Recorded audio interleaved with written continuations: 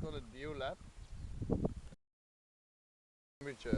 There's a very shallow network of blood vessels under their skin over there. So them standing with a flap in the wind will blow against him, cool the blood on the inside down, and that regulates the whole body temperature in there.